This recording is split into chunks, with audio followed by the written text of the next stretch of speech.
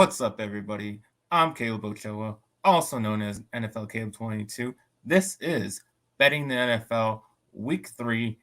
I'm here with my co host, Derek, also known as DWeezy. What's going on, man? Not much. Another week looking to dive into these lines and find some more bangers so we can help folks out. Hell yeah, man. I'm just ready to rebound from a couple of bad weeks. But that happens. But I feel like I'm gonna get a winning week this week. But before we get to our picks, we will start with recapping what happened in week 2, and we'll start off with what the favorites did. And the favorites went straight up. They went 9-7 for overall record of 19-12-1. And against the spread, they went 5-10-1 for an overall record of 13-18-1.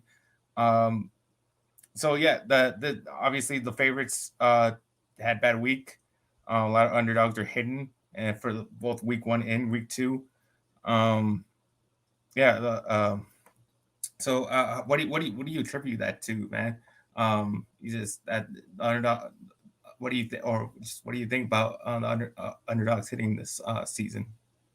Honestly, I think this could be attributed some to that lack of preseason game. Teams still possibly figuring things out in week one and week two. A stat that may correlate with what we're talking about. I did see where through the first 2 weeks, the under on game totals had come in 22 and 10, um, which goes back to that point of maybe teams aren't fully gelling, know where they want people, how they want to utilize people, what aspects of their game plans and systems and schemes are working best with the personnel that they have.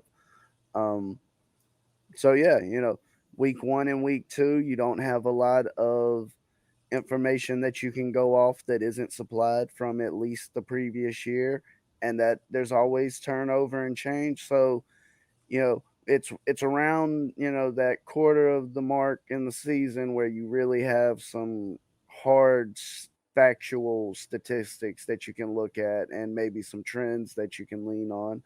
So it doesn't surprise me that the underdogs are at least holding their own so far. Yep. So and then we'll go to the home teams, and straight up they are 11-5 for an overall record of 17-4-1, and against the spread they went 8-7-1 in week 2 for an overall record of 18-13-1. And then the over and unders, um, the overs went 5-10-1 for an overall record of 10-21-1. So not a lot of points being scored this season. It's still early, obviously, just been 2 games. But yeah, the under is hitting a lot, and so is the home teams. Yeah, the home team's been hitting against the spread and straight up as well. So anything stand out to you there? Um, you know, that could just be maybe a little bit of luck of the draw, but just having that ability to be playing at home early in the season. Um, you know, Sleeping in your own bed is underrated sometimes in sports, and having that ability to maintain your usual routine and, you know, sleep in the same place, eat at the same place, you know, your city, where you're staying, things like that. It's a it's those little comforts that potentially, at least early in the year, you know, might sway things a little bit. Team has a good night before, rest up well for game day. They come in at, running top notch. Some of these lesser teams or, less talented teams, they, it's early in the seasons that chance when you might be able to steal a win from somebody. For sure.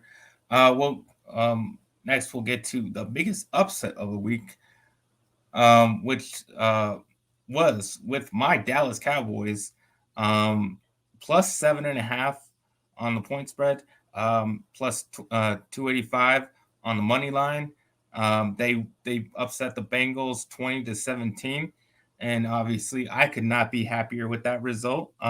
though I did not bet this myself because I wasn't too sure what we were. Still not too sure what we are right now. So didn't really have the confidence to bet on this game, but we did go take up a 14-3 lead on the Bengals. Came out pretty hard and quick. Um, and our defense was relentless, man. Like we got after Burrow, we sacked him 6 times. Cooper Rush had a nice start to the game, kind of cooled off in the second half, but then ended up getting that final drive to get into field goal range to win the game. So he played about as well you can hope for a backup to play. Nobody really gave us a chance. Obviously, we lost Dak last week. Um, Obviously, that's why the point spread was so big. Because I mean, even though the Bengals didn't look too good the week before, they just didn't really see anything that we were gonna be good at. But yeah, our defense came through, and that's what I thought was going to happen. That our defense was going to have to carry us through this time without Dak, and it definitely did. At least in this game. What Yes, do you that think about? that defense definitely making a statement at the moment. They seem to be carrying over the success and what the things they were putting together last season. We see that it seems to be carrying over into this season. Yeah, obviously, all I can say is Michael Parsons. That dude's awesome, and I love that we have him. So, but moving on to the biggest cover against the spread, which was the Bills -10 versus the Tennessee Titans. They end up beating down the Titans 41-7. Like I said last week, I mean every time the Bills win, they blow the team out. I mean, that's all what happened last year, and the Bills won, so therefore they blew the Titans out. Yeah, obviously they were coming off the dominant win against the Rams. They looked great in that, and they just proved again why they're the Super Bowl favorites, going out killing the Titans. The Titans really just didn't have really much of an offense. They couldn't get Derrick Henry going, nor could they didn't. And Tannehill didn't play very good. You know, and that could just be attributed to that dysfunctional offense, or it could be that the Bills are just that good on defense. Obviously, Josh Allen had a great game. He threw for 4 touchdowns, 3 going to Stephon Diggs. He had like 12 catches, 148 yards. Yeah, the Bills look great. They continue to be a good a good team to bet on. So yeah, I mean, I was just keep betting on them until they prove not to be a good bet, honestly. Yeah, and something I was looking at that might interest people in this upcoming week. Because as you said, I agree with you. The Buffalo offense is running red hot. Uh, I don't see anything slowing this offense down because even when you look at last season, their offense didn't let up in any way. And if it wasn't for 13 seconds on defense, we might be talking about a Super Bowl winning Buffalo Bills from last season. And that again, that as I was talking about the Dallas Cowboys defense carrying over into this season, we see the Buffalo Bills offense carrying over into this season. And in their next matchup with the Dolphins, I see a high game total, but I'm sitting here thinking like, is there any way you don't go to the over on that? um, I don't know. That's good. That's gonna. I mean, there's a lot of offense, especially the way Tua threw the ball last week, and way both of them playing a lot of weapons on both teams. So yeah, that definitely seems like an over to me. But we'll get to the bad beat of the week, which came in the Atlanta Falcons on the road in LA against the Rams. Rams were -10.5. The final score was 27-31. I mean, if you were bet on the Rams, um, you minus obviously you were laying the points, and you felt pretty good. I mean, midway through the third quarter, you were up 28-3, the same score that wasn't the Super Bowl against the Patriots. And guess what happened? That exact same thing, not quite this, but similar things happened, like in that Super Bowl. The Falcons started to come back. They made it into a game. There was like a series of just unfortunate like a series of unfortunate events. that happened to the Rams that led to the Falcons coming back. They had like a touchdown, a block punt touchdown, and then they fumbled, which all just led to the Falcons, getting within 4 points, making it a game. Ultimately, the Falcons could not, complete the comeback, but they at least got the backdoor cover, which makes it, if you bet the Rams, a bad beat. Oh, most definitely, because that's that danger with those double digit spreads. Even if they hadn't come back all the way and tied it up, that a double digit spread, something like 10 points, 11 points in the NFL, it can be extremely difficult to maintain that gap throughout the entirety of a game. And I think that's a great example of it, as well as I wish I could find somebody that could tell me the odds on a player that not only has thrown a touchdown to himself, but has also fallen down on a play and still gotten up and completed a pass for a first down, I believe. So he may not be the best player in the world, but Marcus Mariota is definitely something to watch at times. Absolutely, man. And now we'll get to my own personal picks of the week. I went 2-3, didn't have a great week. Overall, I'm 4-6 right now. But I'll go with my best pick, which was the Indianapolis Colts at the Jacksonville Jaguars. The Jaguars were getting 4 points, and they shut them out 24-0. And like I've been saying, pretty much even when we were doing our offseason show on the AFC South, and that was a long time ago, back in the summer. I said the Colts weren't gonna be very good because I didn't think um, Matt Ryan was gonna work out for them. Thought that was just another quarterback they were trying to throw out there, and this is the result that I thought was going to happen. So when I saw the Jaguars at home getting 4 points like in a divisional matchup like this, I was going to jump all over that, and that's why I feel my best pick because I mean, this was pretty simple to me at least, especially after knowing that the Jaguars have pretty much been dominating this rivalry in recent years. I mean, they shut them out 3 times. It's like the third time they shut him out since 2017. So it seemed like a pretty clear bet to me, taking the points with a home dog right there. Yeah, I love this bet, and that's why I made it. So at least I got something right. Oh yeah, and that's what we're definitely looking to do. This past week, as far as games on the spread, I went 3-1.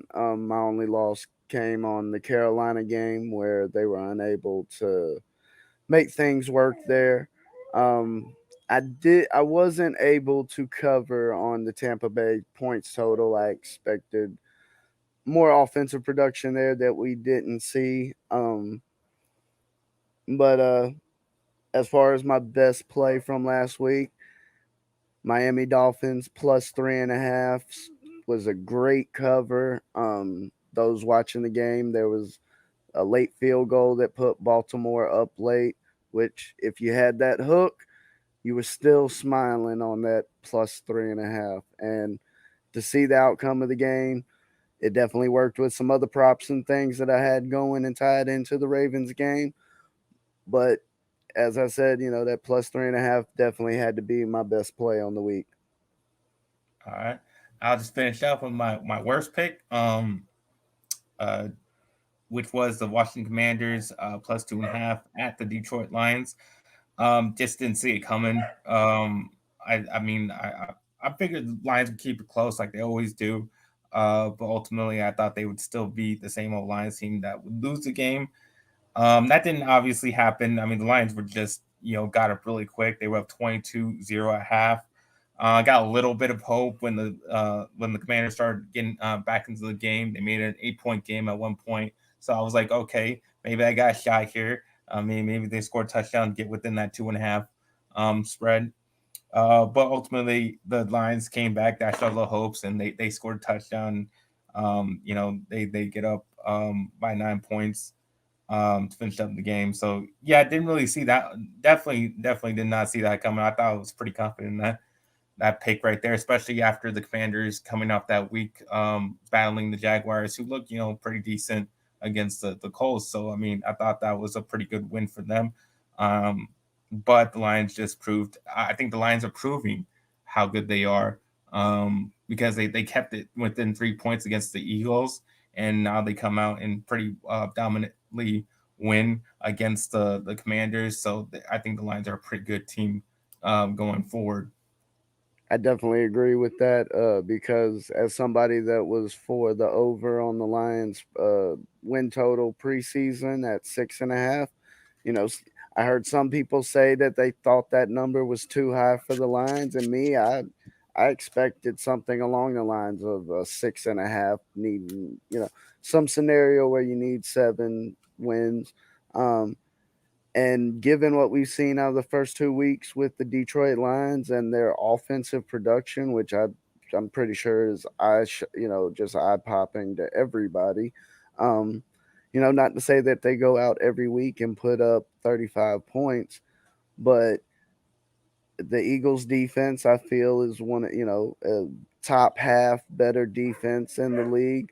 Um, the fact that they're going out and putting up points. We saw last year where they barely lost a lot of games, and partially due to a lack of offensive production. And if they have things figured out and can continue with that level of, all on the offensive side that we've seen, this team could, they may not be a double digit win season. They may not get up to 9, but I could definitely see this team getting 7, 8 wins in the book. And, as I said, preseason, I was big on this team, and I'm not shocked to see them pull this game out. Yeah. All right. That I think that'll wrap up our recap of week 2. And but before we get to our picks in week 3, uh, since we help you guys out, if you guys help us out by clicking that like button and subscribing to the channel if you haven't, and also if you really want to support us, you can join our Patreon. The link is in the description down below. So yeah, like I said, we help you. You can help us out. We would really appreciate that. All right, and time to make some money, and we'll get to our picks of the week. And I'll start off with like I was just talking about them, and that is the Detroit Lions +6 at the Minnesota Vikings. Um, yeah, I mean, we just saw the Vikings just get their ass kicked by the Eagles. That same Eagles team that the Lions scored 35 points on and kept it within 3, unlike the Vikings team who just got the doors blown off. Um, Also, the fact that it's a divisional matchup. I mean, what the heck? The Lions. I mean, the Lions aren't that much worse than the Vikings are to begin 6 points in a divisional rivalry game like this. That doesn't make much sense to me. Um, I don't see why they're getting those points. We also saw Jared Goff's connection with uh, Amon-Ra St. Brown, who got 9 receptions, 110 yards, and 2 touchdowns last week. And that's going to be tough for the Vikings to handle. I mean, their connection is building. I mean, they're looking really good. Obviously, the Lions have scored 35 and 36 points. Their offense looks pretty damn good. Their defense, yeah, maybe still needs some work, but I mean, you still are dealing with Kirk Cousins, who's whatever.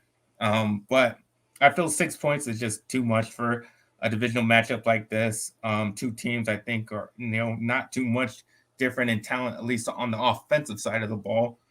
And yeah, I think this is a close matchup. And 6 points, I mean, I'll take that all day, even if the Lions are on the road.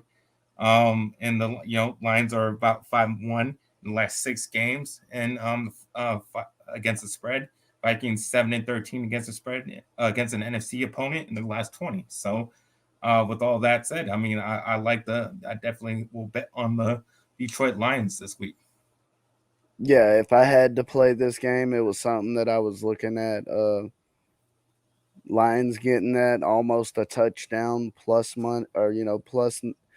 It's definitely hard to walk away from. You know, as you heard me say, you may not expect them to put up that many points per week, but this is this is a team that seems to be able to maybe go out and put up 24, 28 points a week. And a team like the Vikings, could they put up that amount of points? Yes, but I'm not sure that we've seen the same consistency out of them. And as you said, Detroit being favored against the spread over the past number of games, and definitely looking at last year, if you're talking about plus anything larger than a field goal, all those one score games that they lost by, you're covering the spread. So I mean, it's I see a lot of value in being able to get Detroit Lions plus 6, nearly a touchdown. Absolutely. And your first pick. Yes, give me 1 second to pull up. Uh, But yeah, this week, talking about my Carolina Panthers. Unfortunately, I tried. I was hoping this team would turn things around last week. Going into this game with the Saints, there's no way that I can have genuine faith in this offense, and I'll be riding with the Saints -3. Um, this being that divisional matchup, I'm not shocked to see the score this low, but I may not have. I definitely think the wide receiver core of the New Orleans Saints will be able to find holes against the defense of the Carolina Panthers, even though we might see some good matchups between DBs and wide receivers, as you have Dante Jackson, J.C. Horn, C.J. Henderson going up against the likes of Michael Thomas, um, Jarvis Landry, Chris Olave, the rookie.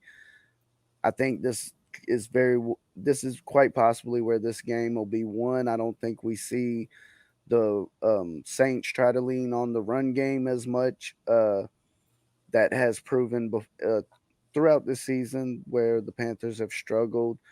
We may see, Alvin Kamara be able to find space and break off, large chunk plays, possibly take it all the way to the house.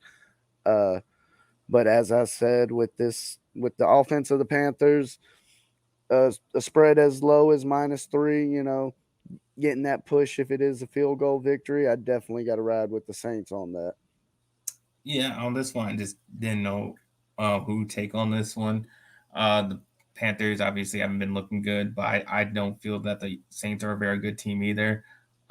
Too bad, at least in my opinion, bad teams going at it in a divisional matchup at that. That just means I just got to stay away from that type of bet for myself. Obviously, you know your Panthers better than me, so you have more confidence in this pick.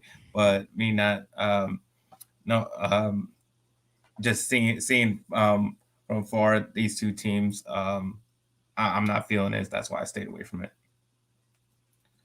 All right, I'll get to my next pick, which is the Cincinnati Bengals at New York Jets. I'll take the Jets plus 4.5.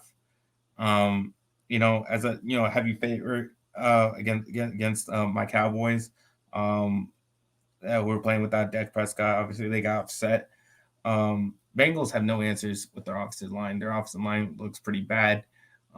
Yet, yes, I know the Jets do probably have the same pass rush that the Steelers and Cowboys do, but I think it's honestly bad enough for. Honestly don't think it's going to matter too much. I still think they'll be able to get through the line, and because it's not all on the offensive line. I think a lot of it's Joe Burrow just holding onto the ball too long, and he's getting sacked that way.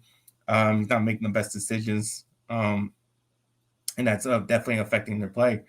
The Jets put up 31 on a pretty good Browns defense. Joe Flacco threw 4 touchdowns. And if Cooper Rush can have somewhat success on the Bengals defense, I think Joe Flacco can as well.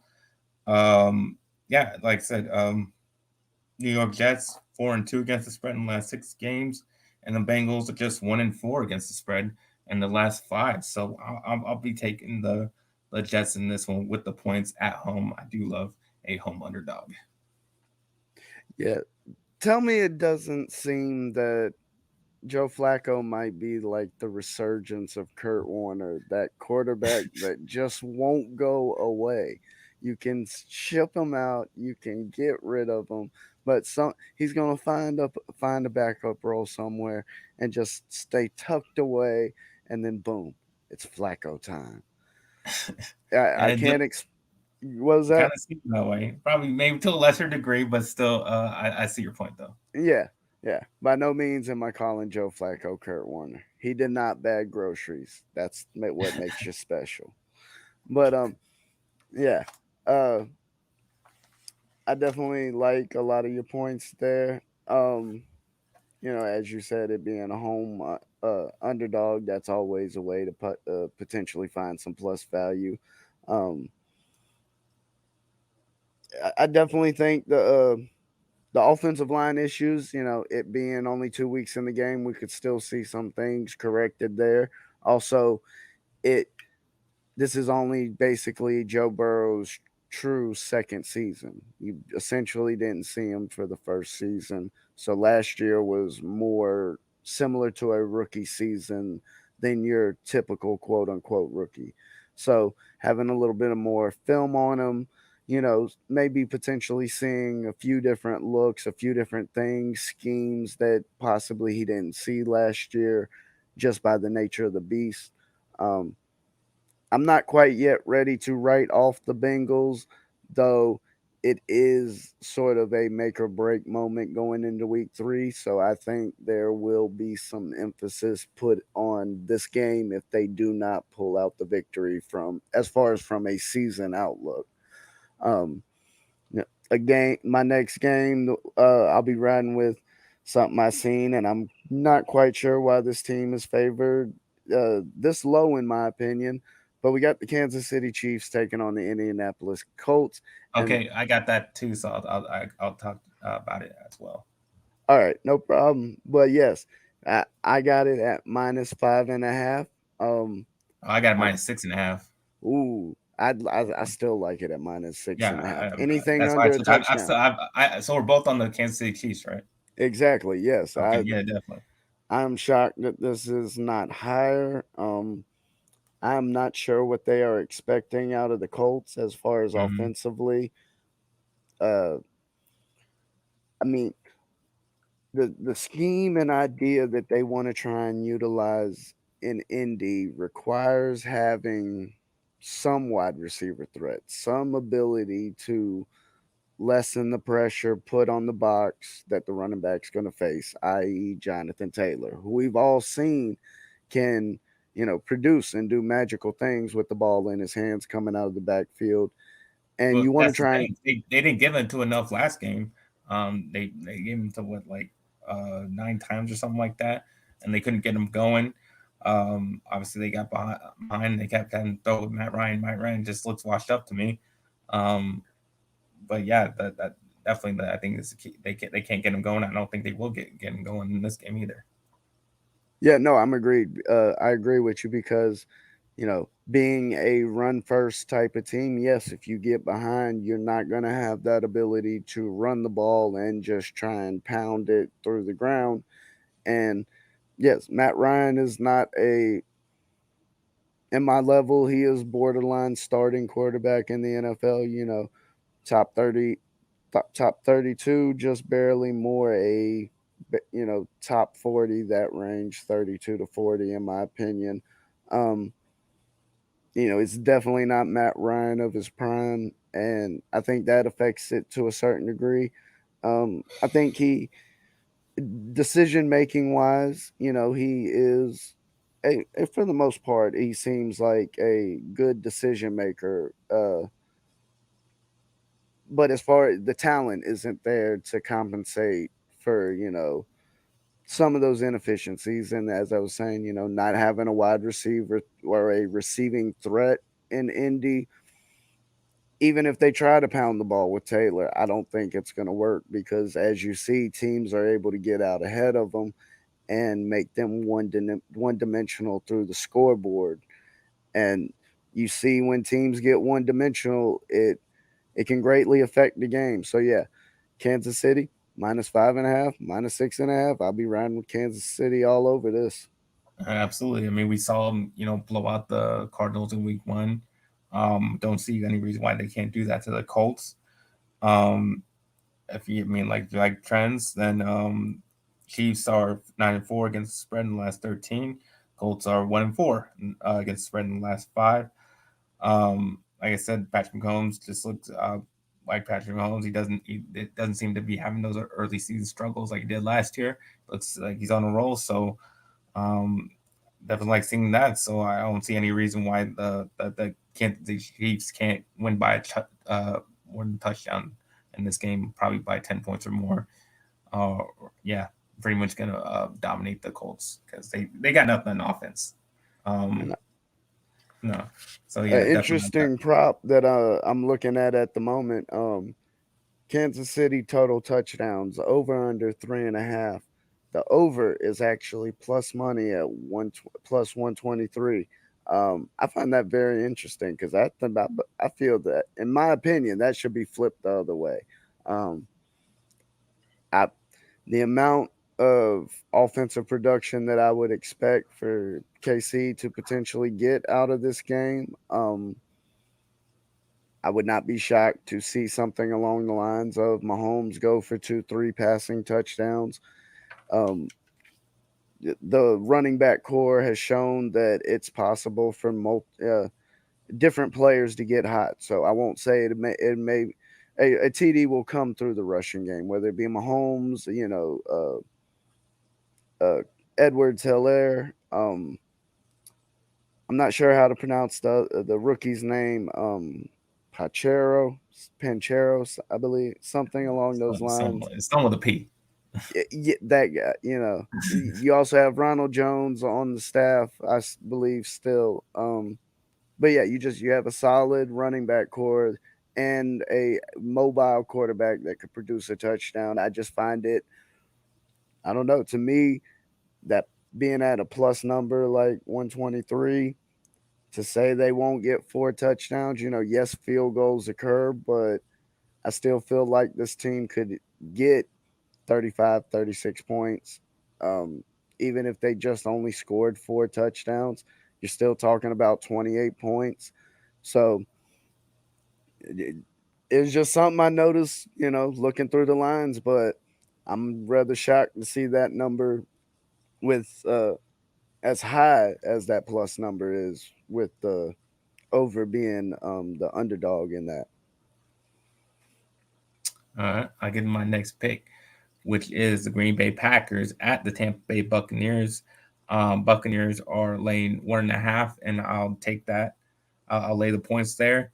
The Buccaneers, yeah, they've struggled in the offense a little bit in the first two matchups, but I don't think that'll happen this game. I don't think that the Packers going to have the same defense against them. The Buccaneers actually, I think, will have the better defense in this game, which will um, stifle Aaron Rodgers getting into it to his receivers because obviously he hasn't built that chemistry up with his new receivers. Obviously, both teams are having struggles at receivers, but I just think the Buccaneers will have a better, more the type of game that they played against my Cowboys. The way they were able to stifle Dak from getting it to his guys, I think that can be the same type of game they could play against Aaron Rodgers. Um, Also, I mean, like I said, if the Buccaneers can get Fournette going at like they did against the Cowboys, I think they can lean on that, and Tom Brady, can like that gives him the opportunity to get to his guys, even though he'll be without a few receivers there. But if he can lean heavy on that run game, I think that, and I think that can. That'll definitely help out. And then also the Packers, ultimately they're 2-5 in the last 7 games against the spread, and the Buccaneers are 4-1 against the spread in the last 5 games as well. Um, so yeah, I like the Buccaneers. I'm not super confident about that one, but I do like it. Going with the trend of home teams seem to be winning. Um, like I said, like I previously mentioned before. So I'm going heavy home teams this week. Yeah. In my next play, you heard us talking about the Titans earlier, and I'm gonna be fading them here. I'm going with the Las Vegas Raiders and their matchup with the Titans. The Raiders come into this game only minus 2.5 favorites, and you know they bare you know they barely lost that game against Arizona. It was definitely a hard fought game. I think coming into this matchup with the Titans, it's going to be interesting to see how they handle the passing game with the Raiders. And, as we were saying, if you get ahead of the Titans, will they be able to keep up? That could be a 21-10 score in the second half. But the spread being as low as it is, I definitely like the Raiders minus 2.5 here. Um, I think we're going to start to see more of Devontae Adams and Carr develop their connection and just working together and game speed, and that's something I would not be shocked if Devontae Adams had a big game this week. Yeah, my last pick is this game, but I'm on the other side. I like Titans getting the 2.5 Picking at home. against his hometown Raiders. Yeah. I mean, I just like I said, I didn't like the way that they blew that game last week. Didn't like the way it looked in week one too much. And I don't really like the Raiders on the road. I like them better at home. Um, yeah, I'm obviously we just saw the Titans get the ass kicked on Monday Night Football, but I actually like the fact coming off of a game like that, getting embarrassed, um, you know, you know, on Monday Night Football like that. Uh, every time a team gets embarrassed, they want to come back and make up for that. And I think Vrabel is a good coach. I think he recognizes that and will get his team together. And just the fact that the NFC the AFC South is not a good division, and even though they're only two, they still have a chance in the you know. That's They're not, true. there's definitely not. So they still have some something to fight for there. Um, that's why I like them. Like I said, I think they, like I said, they think they have a better coach in this matchup. Um, and as also let's say the Raiders have two bad losses, and yeah, also the Vegas is 4-9 against spread in the last 13 games. It's not very good. Like I said, I'm just gonna keep riding that the home teams and the underdogs because that's what seems to be hidden early in this year. So, hey, it's a home underdog, so that hits both of the those 2 points right there. So I like the Titans. Well, I think you might, at least from a fan aspect, agree with my next pick. With my final pick, I'm gonna be All riding right. with the Dallas Cowboys on the money line as they take on the New York Hey. Giants. Um, I do think the Giants are showing some definite potential and things that they can build on, and you know it seems like they may have potentially made a good hire. It's still early in the season, but for a team in their position, you definitely like what you're seeing. I do think they were able to take advantage of some situations. We're not high on the Tennessee Titans. They escaped with the win on a missed field goal at the end. They took on a bad Carolina Panthers team. I don't I don't feel this team should be the favorite in this matchup. Honestly believe this is a situation of the wrong team being favorite, and there's a strong chance that come Sunday, this game will have the Cowboys as the favorite on the just outright. Um, I saw this line yesterday on the spread. It was plus 2.5 where I was looking. Today it was plus 1.5. Part of the reason why I went ahead and jumped on the money line because you're seeing slightly a little bit less juice at that minus 105 versus I believe the spread was minus 120 to for the Cowboys at that 1.5, uh, getting a point, and I'd rather ride with that money line, getting the same unit back if we win.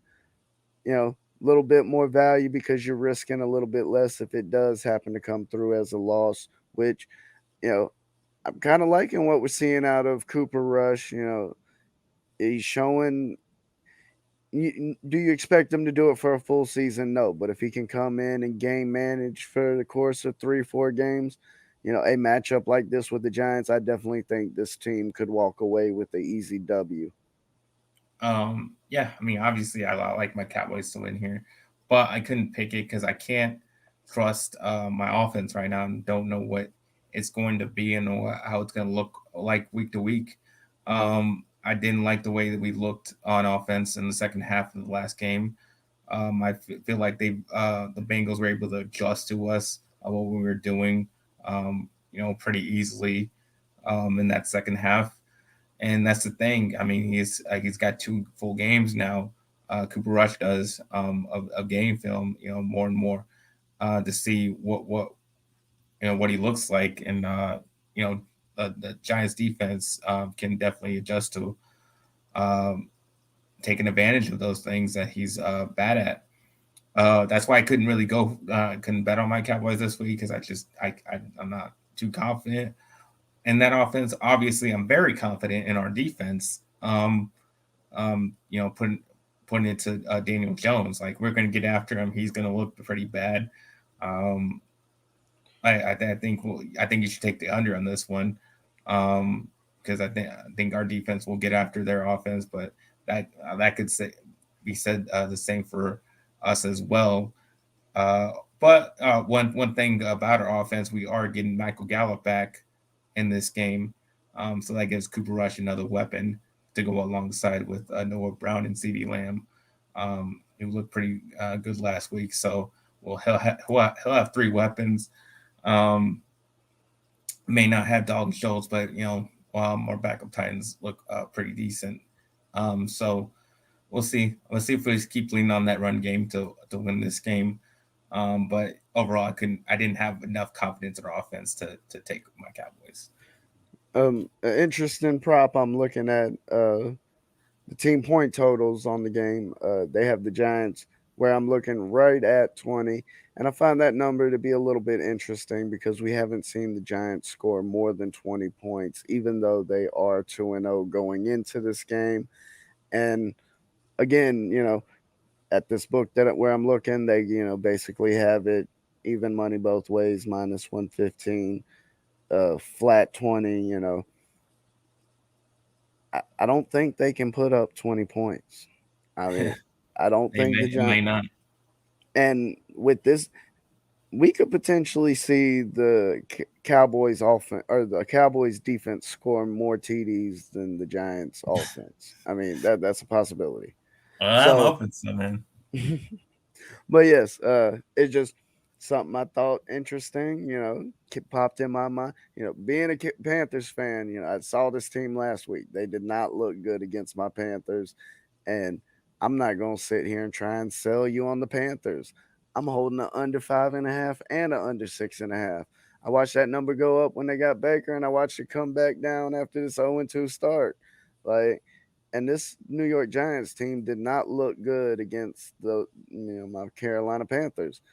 That being said, as I mentioned, I like the Cowboys in this matchup. Wrong team favored. I'll be riding with the Cowboys. All right. That was your last pick. Yeah. All right. That'll wrap up our picks of week 3. Um, but before we go, we got our question segments, and if you want to be part of this segment, you can leave a question in the comments section, and we will feature your question on the next episode. Um, but for now, I got a question, more of a scenario for you. Obviously, um, if you go back to and watch our NFC West edition, I talked about the over unders on the 49ers, and I took the under on the 49ers. And because I thought Trey Lance was going to be the quarterback for the whole season, therefore I didn't think they were going to be very good. But now he is hurt. Jimmy Garoppolo is in, and they seem to be a better team with him. So if you were in my position, would you hedge your bets? Would you stay firm on it? What would you try to do? Um. I definitely think this is one where the schedule is going to matter a lot for this team going forward because strength of schedule is going to be a major factor in a scenario like this. I don't. want to necessarily say that you should just immediately try and go the other way and maybe catch this number as it potentially goes up if you think they could win an extra game or two than what the line was saying previously. Um, but if they do happen to, lose a game next week, you might still be able to find a lesser number, or at least at the same, and the juice working more in your favor. Um, but I think at this point, something like a futures bet like that, when you get into like total wins or division winners, if you're not talking about plus money in most situations, I don't think hedging it is a good or a valid strategy in that instance, because at that point you're talking about trying to minimize loss through added gain, taking on more risk to minimize loss, and I don't see any real value in that. Me personally, if I was to try and hedge something, it's more because I'm trying to achieve that middle that's created, and less I'm hedging my losses. It's more I'm trying to capitalize on my wins. And if I set myself up in a scenario where I can't lose, that's the ultimate goal here.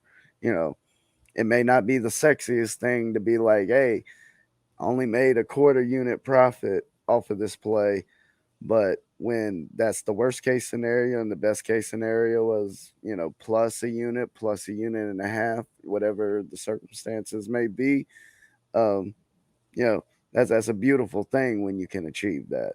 Uh, so I would definitely watch this number as far as how it may move with the total wins, and if they win or if they lose once or twice in the next coming weeks, how that might affect the number as far as the juice, or if it drops down any. Um, and I'd also look to potentially target this team on the money line in certain matchups, because, as you said, you were handicapping a team with one quarterback. And not to say that the 49ers offense and scheme and game plan is going to change completely, but it will change enough that you're handicapping a different game.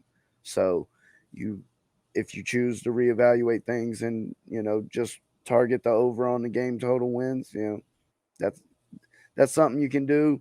But again, as I said, in my opinion, that's just taking on more risk to try and minimize loss, because you're going to be kicking yourself if the under still comes in. All right, that definitely helps me out. Hopefully, if you made the same bet that I made, then you helps you out as well. But that is our show for this week. Obviously, we'll be back next week for week 4. But for now, you can tell the people where they can find you. Yes, folks, y'all can catch me at Backyard Action Media, where I'm putting out a lot of daily content covering MLB baseball right now. Also added NFL plays. You can you'll be able to catch the Thursday night plays I have when this video goes up. So you can come over to BAM and check out what added plays I have for Thursday night. Constantly putting up baseball. When the NBA season comes back around, I'll be getting back into NBA action. So definitely come and check out all the things I'm doing and the content I'm putting out. All right. And you can find me at NFLCaleb22 on Instagram and Twitter.